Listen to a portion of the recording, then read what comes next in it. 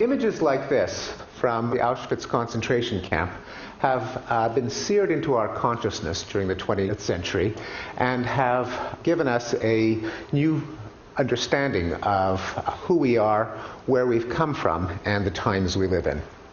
During the 20th century, we witnessed the atrocities of Stalin, Hitler, Mao, Pol Pot, Rwanda, and other genocides. And even though the 21st century is only 7 years old, we have already witnessed an ongoing genocide in Darfur and the daily horrors of Iraq. This has led to a common understanding of our situation, namely that modernity has brought us terrible violence, and perhaps that native peoples lived in a state of harmony that we have departed from to our peril. Here's an example from an op-ed on Thanksgiving in the Boston Globe a couple of years ago, where the writer wrote, "The Indian life was a difficult one, but there was no employment problems, community harmony was strong, substance abuse unknown, crime nearly non-existent. What warfare there was between tribes was largely ritualistic and seldom resulted in indiscriminate or wholesale slaughter." Now, you're all familiar with this treacle. We teach it to our children. We hear it on television and in storybooks.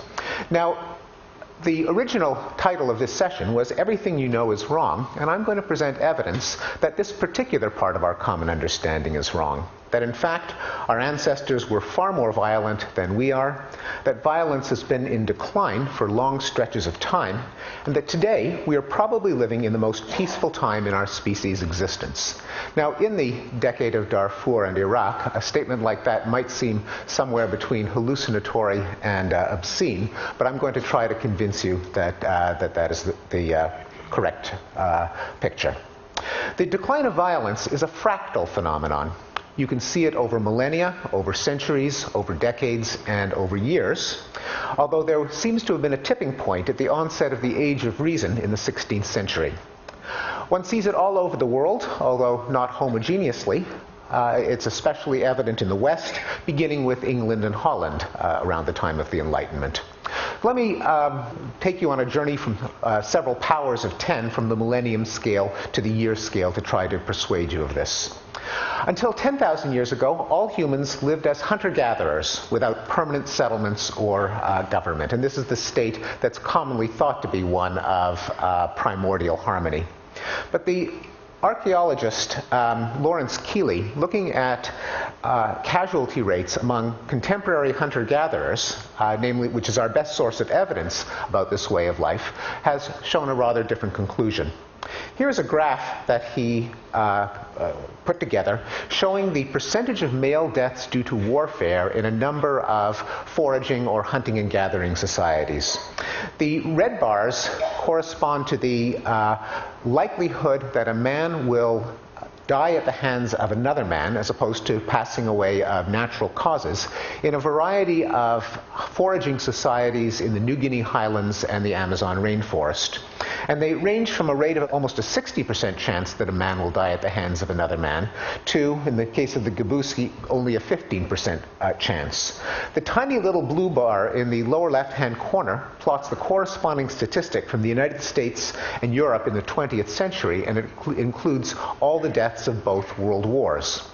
If the death rate in tribal warfare had prevailed during the 20th century, there would have been 2 billion deaths rather than 100 million. Also on the millennium scale, we can look at the way of life of early civilizations, such as the ones described in the Bible. And in this supposed source of our moral values, one can read descriptions of what was expected in warfare, such as the following from Numbers 31. "And they warred against the Midianites as the Lord commanded Moses, and they slew all the males. And Moses said unto them, Have you saved all the women alive? Now therefore kill every male among the little ones, and kill every woman that hath known man by lying with him, but all the women children that have not known a man by lying with him, keep alive for yourselves." In other words, kill the men, kill the children. If you see any virgins, then you can keep them alive so that you can rape them. And you can find 4 or 5 passages in the Bible of this ilk. Also in the Bible, one sees that the death penalty was the accepted punishment for crimes such as homosexuality, adultery, blasphemy, idolatry, talking back to your parents, and picking up sticks on the Sabbath. Well, let's click the zoom lens down one order of magnitude and look at the century scale. Now, although we don't have statistics for warfare throughout the Middle Ages to modern times, we know just from conventional history that the evidence was under our nose all along that there has been a reduction in socially sanctioned forms of violence. For example, any social history will reveal that mutilation and torture were routine forms of criminal punishment. The kind of infraction today that would give you a fine in those days would result in your tongue being cut out, your ears being cut off, you being blinded, a hand being chopped off, and so on. There were numerous ingenious forms of sadistic capital punishment: burning at the stake, disemboweling, breaking on the wheel, being pulled apart by horses, and so on. The death penalty was sanctioned for a long list of nonviolent crimes: criticizing the king, stealing a loaf of bread. Slavery, of course, was the preferred labor-saving device, and cruelty was a popular form of entertainment. Perhaps the most vivid example was the practice of cat burning, in which a cat was hoisted on a stage, lowered in a sling into a fire, and the spectators shrieked in laughter as the cat, howling in pain, was burned to death. What about one-on-one murder? Well, there are good statistics, because many municipalities recorded the cause of death, and the criminologist Manuel Eisner scoured all of the historical records across Europe for homicide rates in any village, hamlet, town, county that he could find. And then he supplemented them with national data when nations started keeping statistics. He plotted on a logarithmic scale from going from 100 deaths per 100,000 people per year, which was approximately the rate of homicide in the Middle Ages, and the figure plummets down to less than one homicide per 100,000 people per year in 7 or 8 European countries. Then there was a slight uptick in the 1960s. The people who said that rock and roll would lead to the decline of moral values actually had a grain of truth to that. But there was a decline from at least 2 orders of magnitude in homicide from the Middle Ages to the present, and the elbow occurred in the early 16th century.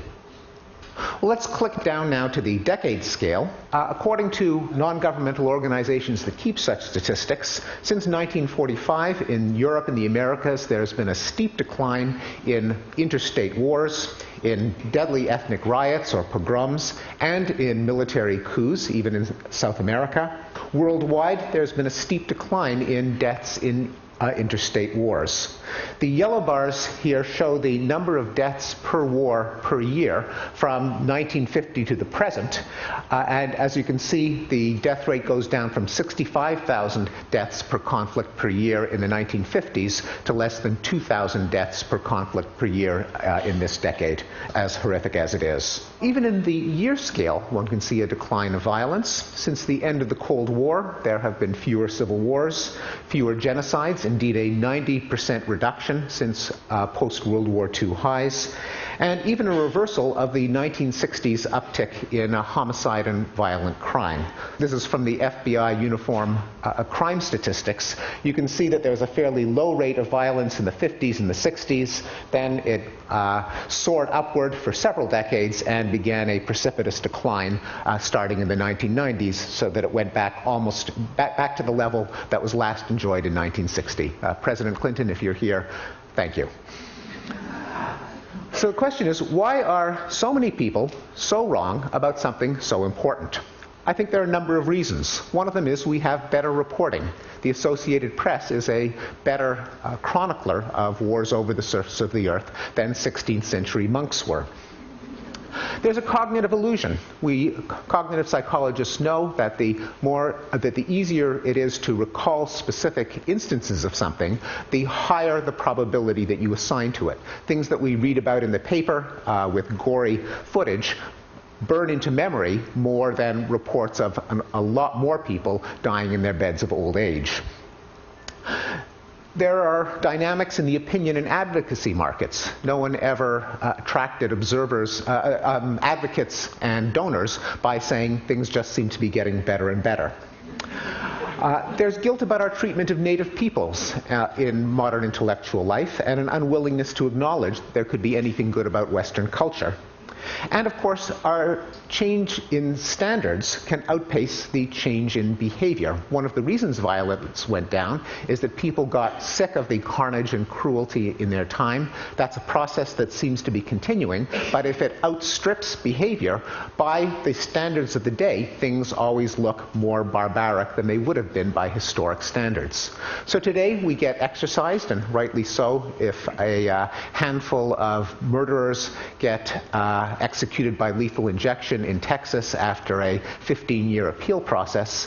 We don't consider that a couple of hundred years ago they may have been burned at the stake for criticizing the king after a trial that lasted 10 minutes, and indeed that would have been repeated over and over again.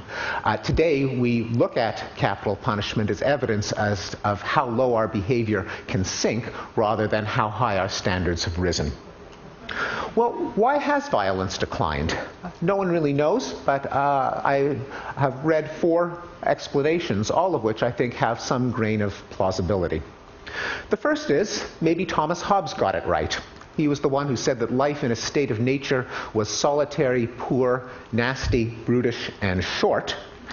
Not because, he argued, humans have some primordial thirst for blood or aggressive instinct or territorial imperative, but because of the logic of anarchy. In a state of anarchy, there's a constant temptation to invade your neighbors preemptively before they invade you. More recently, Thomas Schelling gives the analogy of a homeowner who hears a rustling in the basement. Being a good American, he has a pistol in the nightstand, pulls out his gun, walks down the stairs, and what does he see but a burglar with a gun in his hand? Now, each one of them is thinking, I don't really want to kill that guy, but he's about to kill me. Maybe I had better shoot him before he shoots me, especially since even if he doesn't want to kill me, he's probably worrying right now that I might kill him before he kills me, and so on. Hunter-gatherer peoples explicitly go through this train of thought and will often raid their neighbors out of fear of being raided first. Now, one way of dealing with this problem is by deterrence. You don't strike first, but you have a publicly announced policy that you will retaliate savagely if you are invaded. The only thing that is that it's liable to having its bluff called, and therefore can only work if it's credible. To make it credible, you must avenge all insults and settle all scores, which leads to the cycles of bloody vendetta. Life becomes an episode of The Sopranos. Hobbes' solution, the Leviathan, was that if authority for the legitimate use of violence was vested in a single democratic agency, a Leviathan, then such a state can reduce the temptation of attack because any kind of aggression will be punished, leaving its profitability as zero. That would remove the temptation to invade preemptively out of fear of them attacking you first. It removes the need for a hair trigger for retaliation to make your deterrent threat credible, and therefore it would lead to a state of peace. Eisner, the man who plotted the homicide rates that you failed to see in the earlier slide, argued that the timing of the decline of homicide in Europe coincided with the rise of centralized states. So that's a bit of a support for the Leviathan theory. Also supporting it is the fact that we today see eruptions of violence in zones of anarchy, in failed states, collapsed empires, frontier regions, mafias, street gangs, and so on. The second explanation is that in many times and places there is a widespread sentiment that life is cheap. In earlier times, when suffering and early death were common in one's own life, one has fewer compunctions about inflicting them on others. And as technology and economic efficiency make life longer and more pleasant, one puts a higher value on life in general. This was an argument from the political scientist James Paine. A third explanation invokes the concept of a non-zero-sum game and was worked out in the book Non-Zero by the journalist Robert Wright. Wright points out that in certain circumstances, cooperation or nonviolence can benefit both parties in an interaction, such as gains in trade when two parties trade their surpluses and both come out ahead, or when two parties lay down their arms and split the so-called peace dividend that results in them not having to fight the whole time. Wright argues that technology has increased the number of positive-sum games that humans tend to be embroiled in by allowing the trade of goods, services, and ideas over longer distances and among larger groups of people.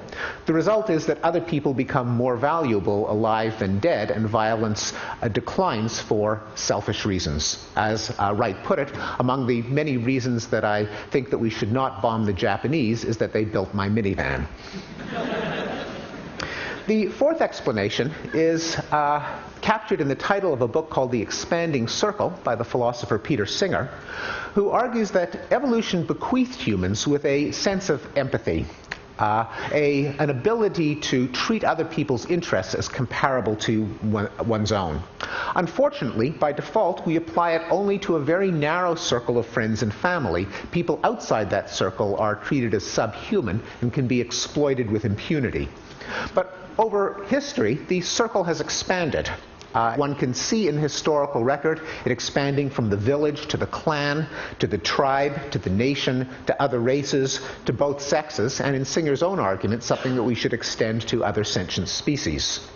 So the question is, if this has happened, what has powered that expansion? And there are a number of possibilities, such as increasing circles of reciprocity in the sense that Robert Wright argues for. The logic of the golden rule: the more you think about and interact with other people, the more you realize that it is untenable to privilege your interests over theirs, at least not if you want them to listen to you. You can't say that my interests are special compared to yours any more than you can say that the particular spot that I'm standing on is a unique part of the universe because I happen to be standing on it that very minute. It may also be powered by cosmopolitanism, by histories and journalism and memoirs and realistic fiction and travel and literacy, which allows you to project yourself into the lives of other people that formerly you may have treated as subhuman, and also to realize the accidental contingency of your own station in life, the sense that there but for fortune go I. Well, whatever its causes, the decline of violence, I think, has profound implications. It should force us to ask not just why is there war, but also why is there peace? Not just what are we doing wrong, but also what have we been doing right? Because we have been doing something right, and it sure would be good to find out what it is. Thank you very much.